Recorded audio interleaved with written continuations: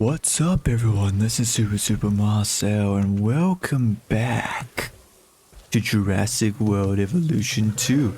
In the last episode, we have gotten Australovenator, a pretty awesome dinosaur to include in our Jurassic World Malta Park, you know. The great Australian dinosaurs. Our alright, I've already rubbed it in enough, okay, in the last episode, so I don't need to rub it in anymore. But yeah, we got these guys, and I'm super happy that we got these dinosaurs.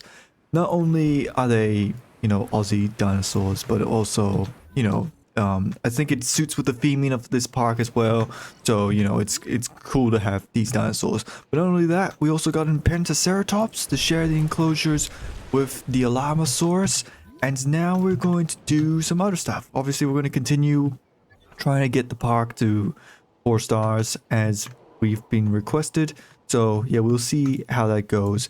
And if you remember, the plan for today is that if we go over to the exchange, we have a specific pterosaur actually. Where is it? Not Sungaripterus. I already did an episode on Sungaripterus in a pre-recording. There it is, Tropeognathus. Tropeognathus for actually a pretty cheap price actually. I think it would be very cool to get Tropeognathus, chat about it. So we're going to get Tropeognathus and yeah, just chat about it. Yeah, we'll see how it goes. Yeah, I think Tropeognathus would definitely be a cool pterosaur to get. That's if I can just figure out how the hell aviaries work. But yeah. I did my research on this pterosaur, and I think now that I've finished it, definitely a cool pterosaur to look at. Yeah. Brought back from the dead die. But death has unfortunately come for one of our animals. Clear the carcass from the enclosure before it can spread disease. Oh, that's not good. Oh, that's really not good. Oh no, that's...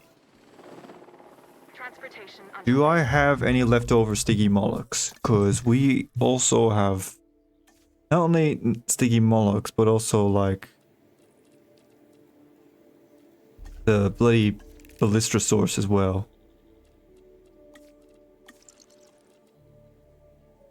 Houstonbergia. Forgot that I had that one.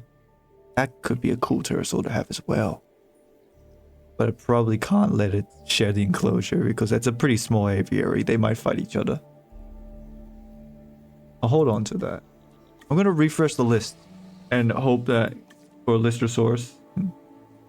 Barbaridactylus! Oh! And more Tropeognathus, how about that? Ooh.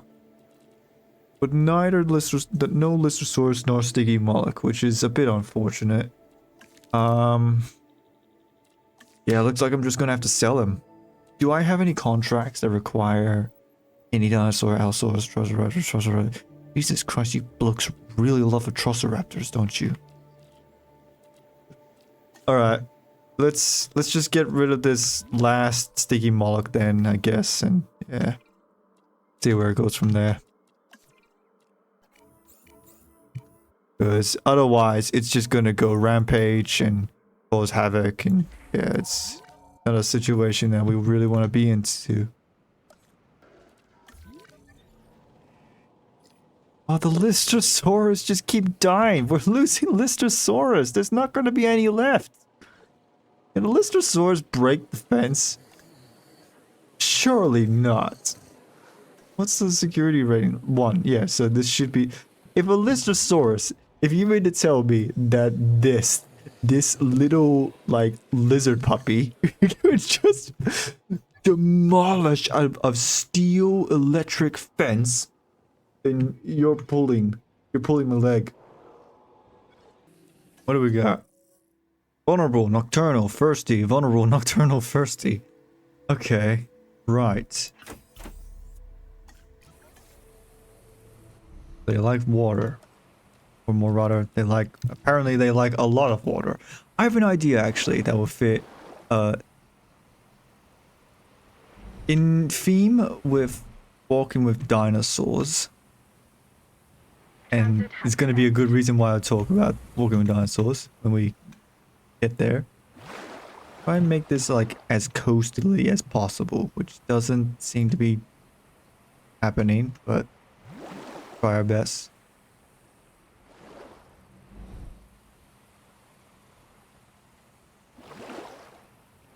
A lot of like water pools and stuff. Let's see, what else could we do? Yeah, let's get a bit of this.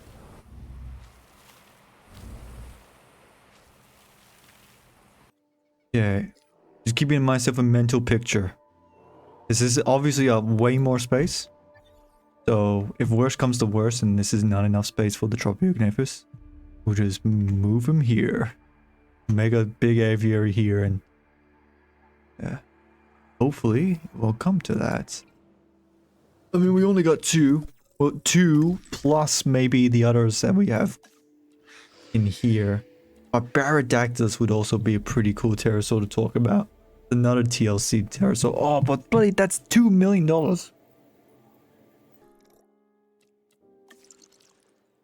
Rough situation, tell ya. Oviraptor. We can increase the DNA for Oviraptors. Oh, we might as well actually probably do that actually, because even now they're still apparently lonely. So I guess we can do that. Sure. Oviraptor DNA. But otherwise, attempted to maybe get Iguanodon. And also maybe even probably what was it? Thinking of getting the Waherosaurs somewhere. Not sure where. But I make them live with the mites. I think Waherosaurs would be nice. Oh, that's another thing I just have to address when I came back. So when I was looking up extra information about Pentaceratops, which by the way, there's not a lot of extra information to come up with. That's really nothing else to talk about that dinosaur from what I last said about it. But apparently, I accidentally made it very fitting for this enclosure. There's a storm coming, but I'm gonna still keep talking about it. But when I did the research on Pentaceratops, apparently Pentaceratops lived in a formation where supposedly there were Amargasaurus remains. Oh, not Amargasaurus, Alamosaurus remains, meaning that this dinosaur may have actually lived with this dinosaur, meaning that I accidentally made this enclosure a very fitting representation of what that formation may have looked like. That is such beautiful irony. Like, wow. Bit weird that you can't put a carnivore feeder inside an aviary. Like, what would the Arasdarkids feed on? Just fish? No? Like, don't get me wrong. The majority of the pterosaurs are, you know, fish eaters, yeah. But then there were definitely some predatory, like, meat-eating pterosaurs, no. Oh well.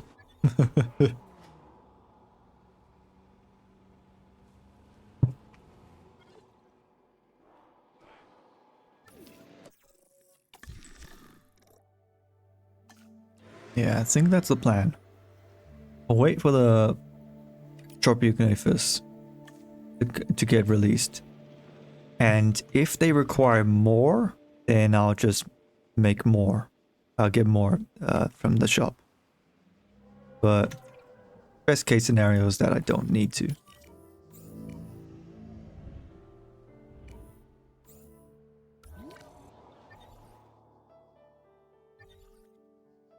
I don't know. But if there's also the scenario where I need to like move them to like a big, more open space, which in that case, if I do that, then obviously then I'll be able to get more than that way. But anyways, ladies and gentlemen, without further ado, here is the Tropeognathus.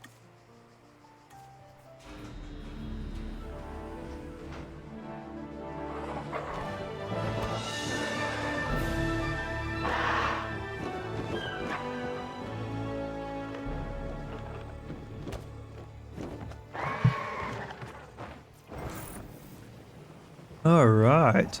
Missing forest. Forest, huh? Forest of all things. All right. We'll get you some forest then. So let's talk about Tropeognathus. Right, so Tropeognathus is an interesting pterosaur. For those who have watched Walking with Dinosaurs, you might best know this pterosaur as Ornithochirus, actually. But there was a whole misidentification regarding that. You see, when it came to came to the two pterosaurs, there was this whole big jigsaw puzzle that no one seems to decide what type of pterosaur this was. And for a while, people thought that Tropeognathus was like the same species as a bunch of different anhangurids pterosaurs, which is what these type of pterosaurs are. They're the anhangurids, which were pretty hefty, medium to big size pterosaurs with like these little crests at the end of their beaks.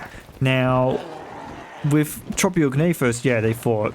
I forgot the whole list, but there was like a bunch of different pterosaurs that people thought that this pterosaur actually was. One of them included Ornithochirus, which was a pterosaur in Europe. But Tropeognathus was a pterosaur in South America, and I think maybe also Africa, but mainly South American pterosaur. And they decided that it was its own species purely because I think the crest is bigger than normal Ornithochirus, but not only that, but also just in general, Tropeognathus is a much larger pterosaur. Tropeognathus is actually the largest non-Asdarchid pterosaur. Asdarchids being pterosaurs like Quetzalcoatlus and stuff, you know, those big giraffe-looking pterosaurs that were humongous, the largest things that flow the earth.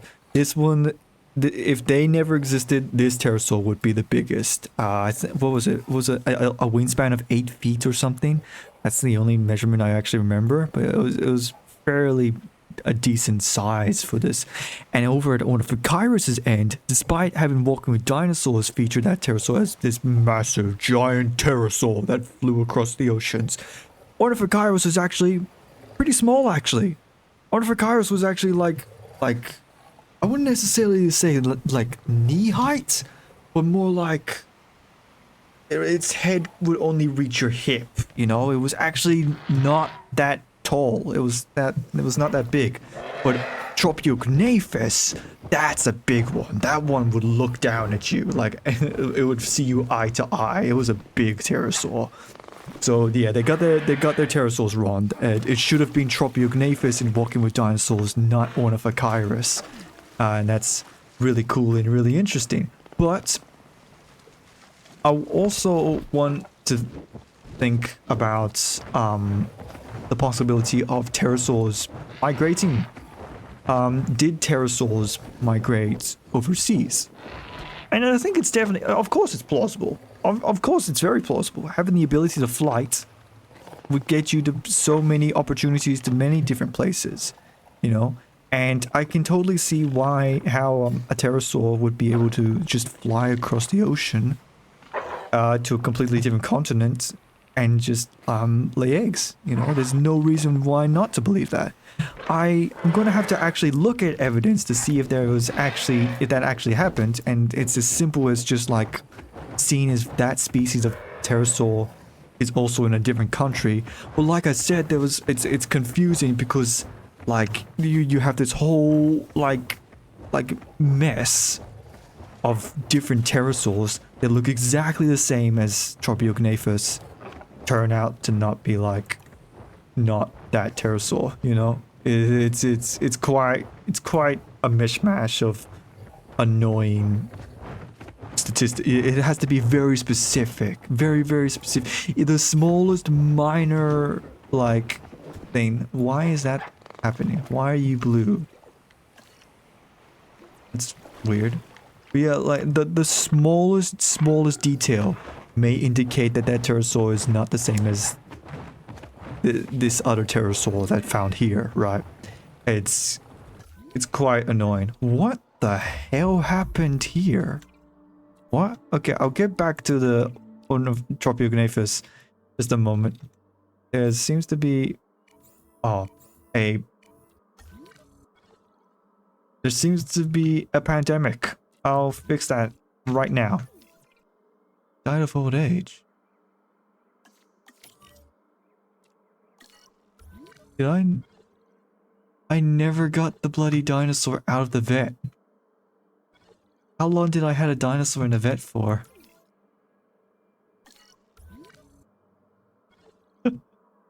Oh, there you are. Ah, Zula.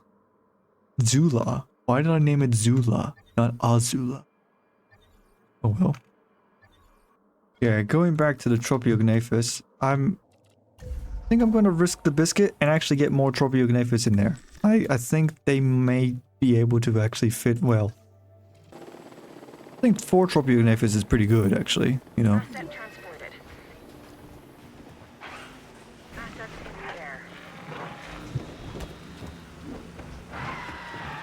Yeah, I think this should be well enough space. So another thing, so the most glaringly obvious thing to talk about Tropeognathus, which by the way, I love the green on that crest. It looks awesome. It looks really pretty.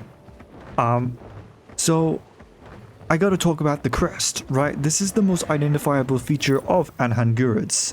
And in the regards with Tropeognathus, I think they may have overdid it quite a bit with how it looks, especially since it seems to have a weird, like, tip at, like, the end of the snout, but whatever, creative design, I guess. This may come to play later on when we get other pterosaurs that are just like this, such as Maara dactylus, right? But for Tropeognathus, I believe they have like a bunch of teeth, specifically at the front, and maybe a few at the back, but mainly at the front, right?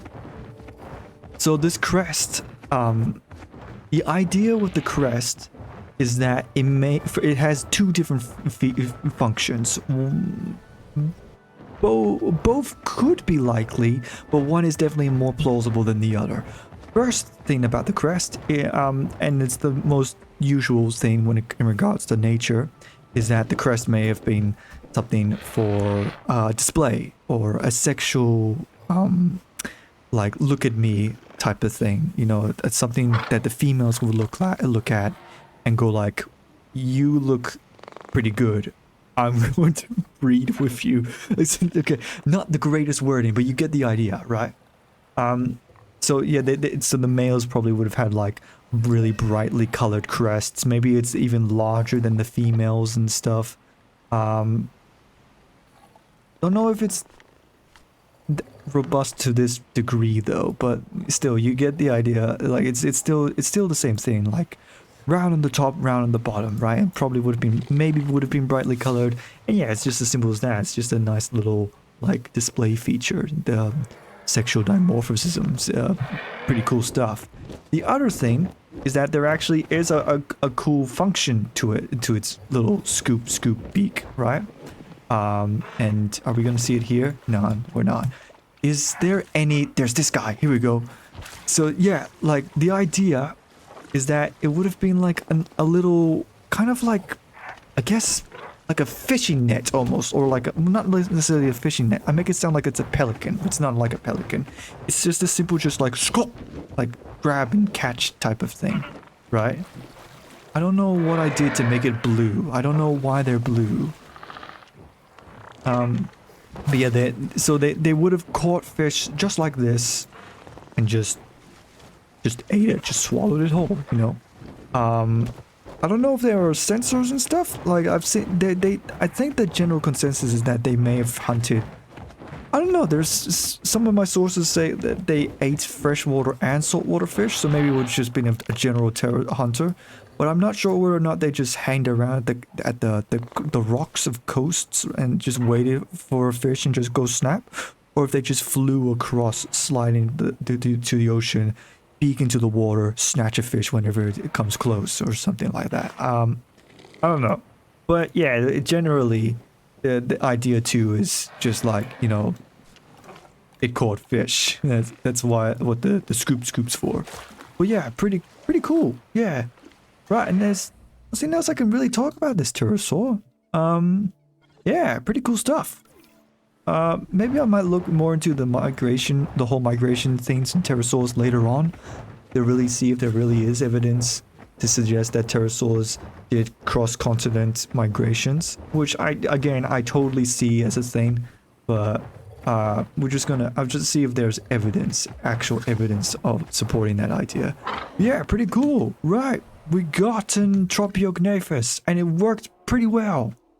Hopefully the guests will come over and look at this pterosaur, because it's a really cool pterosaur. It's a very, very cool pterosaur. Right. What shall we do next? What's the next plan of action? I guess we should just work on the guest buildings. Stuff like toilets and stuff. Yeah. And yeah. We'll just work on the guest buildings in this little area. And we'll see where that goes. We'll think of a plan later on. But right now, we'll just satisfy guest needs.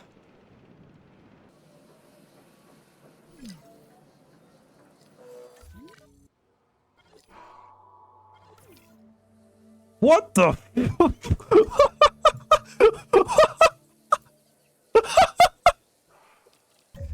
Oh, what happened?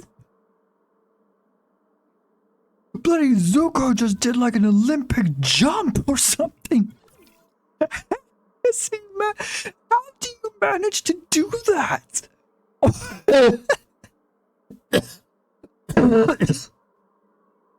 Oh god, that made me cough. Oh.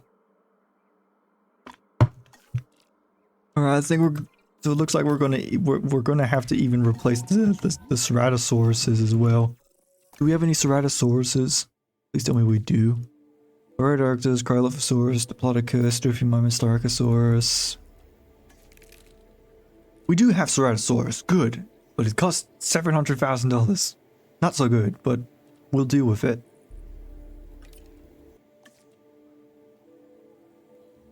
Is that Tropeognathus? More Tropeognathus! Are you serious? No, I think we're good. 4 is a good amount. We don't need more. So, we'll stop it there. Suchomimus would be good though, actually. Suchomimus could be great, actually.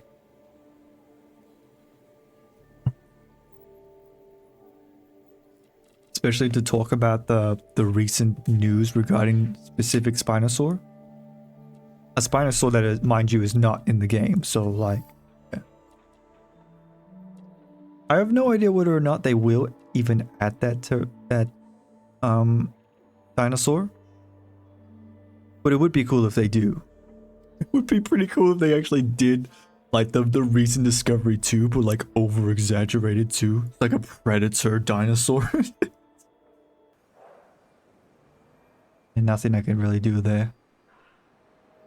What is it with this about this specific little tiny area where people apparently are like busting to go to the toilet? Styracosaurus. Oh, but it's not even enough to actually like get it though.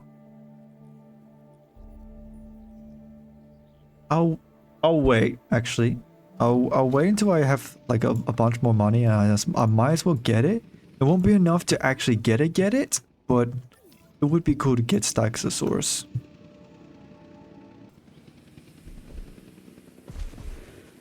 Come on, Iroh. You got this, bud.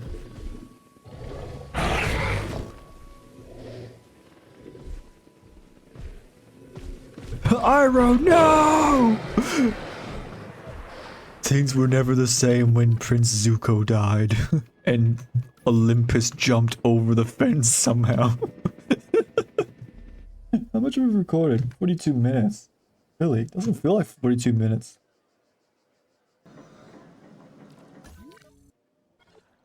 There it is, the almighty great Iroh passes away. But at least we got new Ceratosauruses. It's good. So, not all hope is lost. You look pretty cool, actually. I like the black and blue. Black and gray Ceratosaurus. We still need to make replacement batch for the Oviraptors, and we're going to need to... It's definitely going to need to make replacement batch for Lystrosaurus, which for some reason has been quite rare. I don't know why we're getting so little Lystrosaurus remains, but weird. Hopefully it's something that we can fix at another time. I'm just gonna put down one last movie theater, and then boom. I doubt it would do anything. Now I don't think it's really gonna affect our star rating that much, but it's there. It's there now. Gonna do something. I don't know. We'll see. We'll see what happens. And then boom. Whoa. Duplicates. Duplicates in park? What? What? I'm sorry, I'm not allowed to have these. I can't, it's not like I can actually change it. Unless there's a research for that. Can I change it to be like, I don't know, a bowling alley or something?